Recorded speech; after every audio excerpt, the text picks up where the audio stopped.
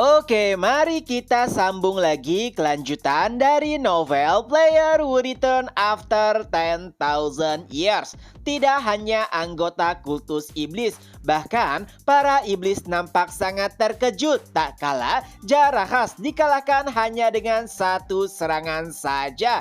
Ya, Jarahas adalah iblis terkuat di antara iblis-iblis lainnya. Jika saja ia dikalahkan di dalam pertarungan yang intens, mungkin mereka bisa memahaminya. Tapi pertanyaannya, bagaimana bisa ia dikalahkan dengan sangat mudah oleh manusia? Itu adalah hal yang di luar nalar. Dan ternyata tidak hanya musuh yang terkejut, bahkan Chun Mujin tidak menyangka jika kekuatan Kang Wu telah berkembang pesat jika dibandingkan dengan terakhir kali mereka bertarung. Tapi tidak dengan Kim Si-hoon dan juga Gaia. Mereka pun menjelaskan bahwa Kang Wu baru saja mendapatkan kekuatan dari Dewa Tyrion. Dan bisa disimpulkan juga jika saat ini Kang Wu adalah Rasul dari Tyrion. Tentunya itu adalah penjelasan yang mencerahkan. Akhirnya mereka tahu alasan kenapa Kang Wu berkembang dengan sangat pesat.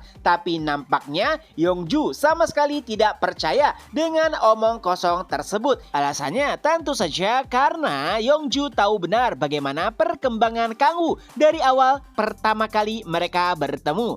Nah, setelah satu iblis terkuat dikalahkan, anggota lainnya pun mulai bergerak. Chun Mujin beserta anaknya Chun Seon, lalu party Kim Si-hoon dan juga anggota guild Hwarang. Secara bersamaan, mereka pun menyerang anggota kultus beserta iblis yang telah mereka panggil. Ya, ini adalah pembantaian sepihak. Setiap orang telah berkembang pesat, tidak hanya Kang Wu. Oleh sebab itulah terjadi ketimpangan besar antara kultus iblis dan juga orang-orang yang pergi bersama Kang Wu. Apalagi, Kang Wu juga tidak tinggal diam. Para iblis merupakan makanan yang paling bergizi untuk Kang Wu saat ini. Terlebih lagi untuk melewati poin 130 dari status energi iblisnya, Kang Wu harus memangsa atau mengkonsumsi banyak energi iblis. Oleh sebab itulah ia menyerang mereka secara membabi buta dan tak terasa 12 iblis pun telah dibantai. Setiap kali iblis-iblis tumbang, Kang Wu pun menggunakan atribut Reaper of Soul untuk memakan mereka. Dan itulah kenapa setiap kali Kang Wu membunuh iblis, mereka terlihat seolah-olah berubah menjadi abu. Padahal Kang Wu telah mengkonsumsi mereka. Dan pada akhirnya seluruh iblis pun berhasil dibasmi. Kini yang tersisa hanyalah pengikut anggota kultus. Dan nampaknya dari pergerakan mereka seperti tengah berkomunikasi, seolah-olah mereka meminta bantuan. Saat itu Yongju berusaha untuk membunuh mereka, tapi Kang Wu menghentikannya. Dan nampaknya Yongju langsung memahami niatan Kang Wu. Ia pun berkata, "Apakah kau berencana untuk membiarkan mereka memanggil bala bantuan?" Kang Wu pun menjawab, "Bingo." Seperti yang diharapkan, nampaknya mereka melakukan pemanggilan iblis tidak hanya pada satu titik, yang artinya sangat merepotkan jika mencari mereka satu persatu. Dan bukankah lebih baik jika mereka mendatangi kita? Untungnya setiap orang setuju dengan usulan Kang Wu. Apalagi dengan terus bertarung mereka akan bertambah kuat. Saat itulah mereka berpura-pura terlihat kelelahan. Dan itu menjadi kesempatan bagi anggota kultus iblis untuk meminta bala bantuan. Setelah beberapa saat, secara tiba-tiba Gaia pun berteriak kepada anggota kultus, "Sebenarnya apa yang kalian lakukan? Kenapa kalian sangat keji sampai bekerja sama dengan Satan? Bahkan orang-orangku harus dikorbankan seperti Reynald dan juga Alex. Apakah kalian tidak memiliki hati nurani? Kenapa kalian ingin menghancurkan bumi ini?" Grace awalnya ingin menghentikan Gaia, tapi nampaknya amarahnya sudah tak terbendung lagi. Tapi tanggapan dari anggota kultus membuat setiap orang terkejut, karena salah satu dari mereka berkata, "Satan?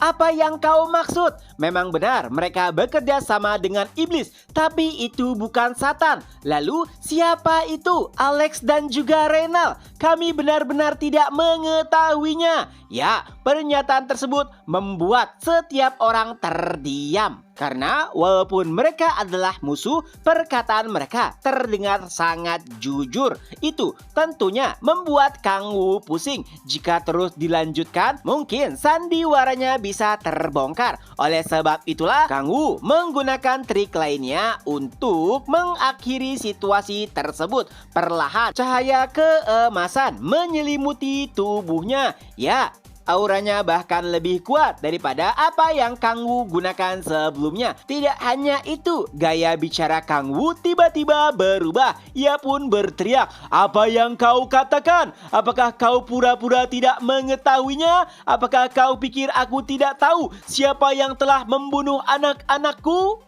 Dan dengan penuh kemarahan, Kang Wu pun langsung menebas para anggota kultus. Ya, kejadian tersebut disaksikan oleh setiap orang, di mana mereka mengira jika Dewa Tyrionlah yang tengah berbicara menggunakan tubuh Kang Wu. Dan sebagian orang menganggapnya sebagai kemurkaan dewa. Setelahnya, Gaia pun berkata, "Tuan Tyrion." Lalu Kang Wu pun menatap ke arah Gaia. "Oh, anak dari Dewi Gaia, jangan dengarkan perkataan mereka. Karena pada intinya para iblis akan mempengaruhi kita dengan tipu muslihat mereka. Apa yang mereka katakan semuanya adalah tipu daya. Kau harus mengingat itu baik-baik." Gaia pun hanya menunduk dan patuh, tapi tidak dengan Kim Si-hyun. Ia masih merasa ragu. Oleh sebab itulah ia bertanya, "Tuan Gaia, mohon maaf sebelumnya. Tapi bukankah kau sudah mati pada insiden sebelumnya?"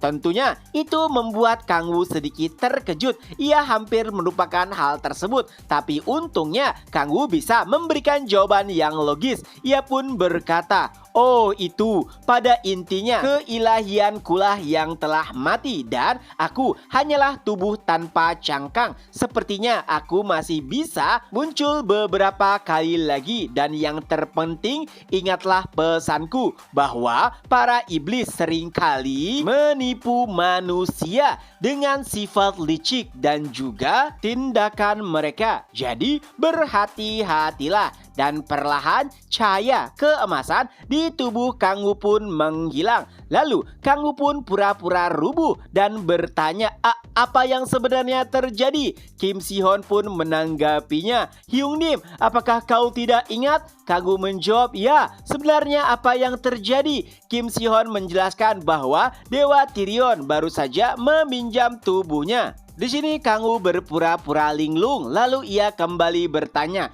"Dewa Tyrion, tapi bukankah ia sudah mati?" Kim Si-hyun kembali menjelaskan, "Aku juga berpikir seperti itu, tapi Dewa Tyrion menyatakan bahwa keilahiannya lah yang telah mati, tapi sedikit jiwanya masih bersemayam di tubuh Hyung Nim." Mendengar hal tersebut, Kang Wu hanya bisa berkata, "Oh, jadi begitu." Tapi di dalam hatinya, sialan, hampir saja ketahuan. Dan chapter pun berakhir. Nah, itulah kelanjutan dari novel Player Who Return After 10,000 Years. Semoga terhibur. Ketemu lagi di next video. Bye-bye.